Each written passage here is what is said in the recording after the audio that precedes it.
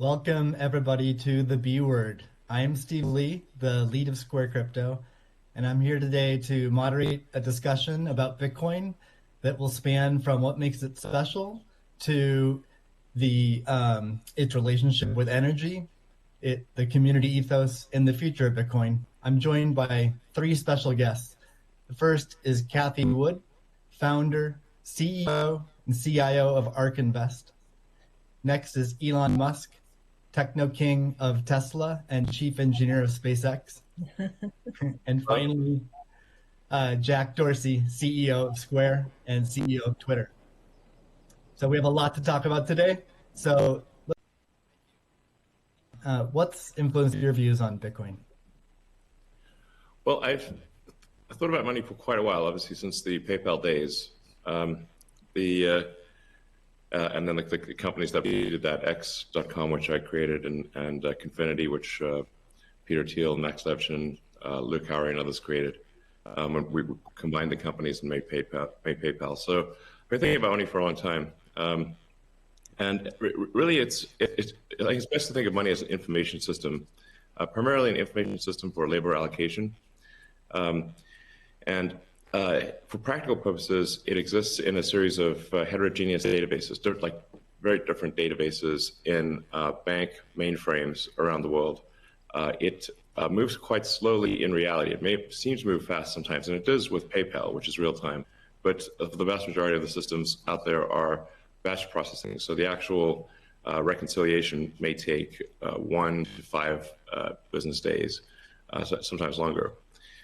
And you have the ACH system, which is ancient and still in operation, which allows transfers effectively like a check would be an ACH transfer, but it's not secure. And you've got the credit card systems, which are also not secure. It would be like handing your username and password to a stranger in a restaurant if you buy a meal. So there's definitely an opportunity for something that is better from an information theory standpoint. So and there you can think of it like data on a network. I think is the way to view it. What has the most throughput? What has the least error? What drops the fewest packets? Fraud, for example, being a source of error. And government interference in currencies being a source of error. But it's fundamentally an information system. So I think it makes sense to support something that improves the quality of information with which we conduct the economy. And Bitcoin is a candidate for that. It does, I think, some things well, and it's evolving, and there are additional things like Lightning being done on top of Bitcoin. But Bitcoin per se is mostly solving for scarcity, or rather solving for essentially having no throat to choke, decentralized. So there's no one who can be coerced in any way to empty their Bitcoin account. Well, I guess they could technically, but on an individual basis, but the system as a whole cannot. And it has an open ledger, which is also quite good. But transaction volume is low. Transaction cost is high, and usability for the average person is not yet very good. But it has a lot of potential. And I should say that, like, I'm not, and I apologize for taking a long time, but there certainly is a lot to say. In general, I'm a supporter of Bitcoin and the idea of cryptocurrency in general.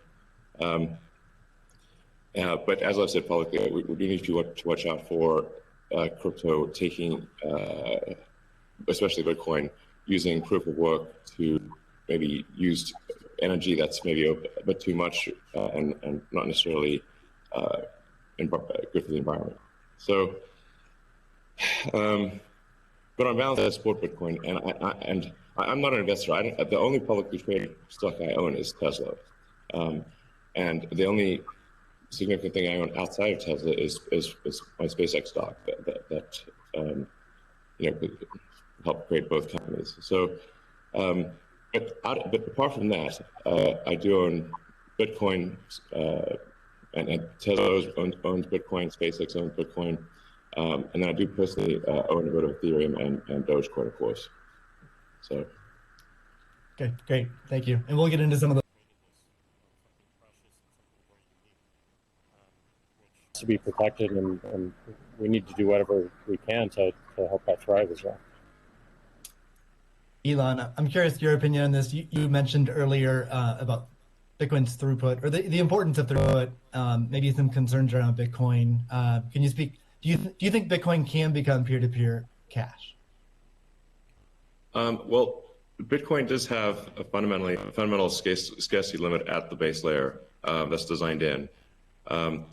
That doesn't mean you can't have some layer 2 system in theory like Lightning. And I understand Lightning is doing well in some small countries. There's some question mark as to whether you need a money transmitter license. Just a debate as to whether that's needed, given that it is not open ledger. So that's a whole separate debate, of course. But Bitcoin by itself simply cannot scale to be the monetary system for the world at base layer. But with a second layer, this is possible depending upon how that second layer is implemented. Yeah, why I think there may be some merit to something that may seem really like Ethereum, like Dogecoin. I think Ethereum also. Like I said, the three things I own outside of SpaceX and Tesla, and obviously it's a Neuralink and Boring Company, but of any significance are Bitcoin by far, and then some Ethereum and some Doge. So if the price of Bitcoin goes down, I lose money. I'm not sort of I might pump, but I don't dump. It's not a case of I definitely do not believe in getting the price high and selling or anything like that. And I would like to see Bitcoin succeed. I think there's some merit to. This is not a slam on Bitcoin. There's some merit to considering something that has higher max transaction rates and lower transaction cost, and kind of seeing how far you could take a single layer network where the exchanges act as a de facto second layer. I think you can probably take that further than people realize. And as bandwidth increases over time, latency decreases. SpaceX's Starlink is actually playing a role in this. And I think long-term, people will probably have access to worldwide access to gigabit level connectivity at low latency. And so at low cost. And so then, your base layer could do a lot of transactions if you take that into account. So yeah, but Bitcoin with a layer 2 system certainly could scale to do a vast number of transactions. Same goes for Ethereum.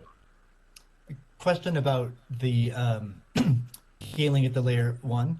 The concern from the past 5 years of debate in the Bitcoin community is that would sacrifice too much decentralization and hurt the censorship-resistant properties of Bitcoin. I'm curious if what are your thoughts on that? Are you sensitive to that? And are you concerned about losing some of the special properties of Bitcoin or another cryptocurrency by scaling at layer 1? Yeah, I mean, these things are helpful to use physics tools of thinking and say, scale up, scale down, and see if it still makes sense. So if scaling up the transaction block doesn't make sense, why don't you scale it down? And have it be, so that somebody, with a laptop from 2008 can still run a Bitcoin node. Slow it down. Oh, you want to slow it down? Well, maybe you're at the wrong number then. There's actually there's members in the community that do want to slow it down, but I understand your point. It's silly. The reality is the average person is not going to run a Bitcoin node. So this is and Bitcoin. It was a lot of clever ideas, but these parameters were set. I don't know, in 2008 or something, maybe 2009. And there's been some improvements since then, but not a lot. So, it's sort of like there was still in 2008 there was still a non-trivial number of people on modems. So,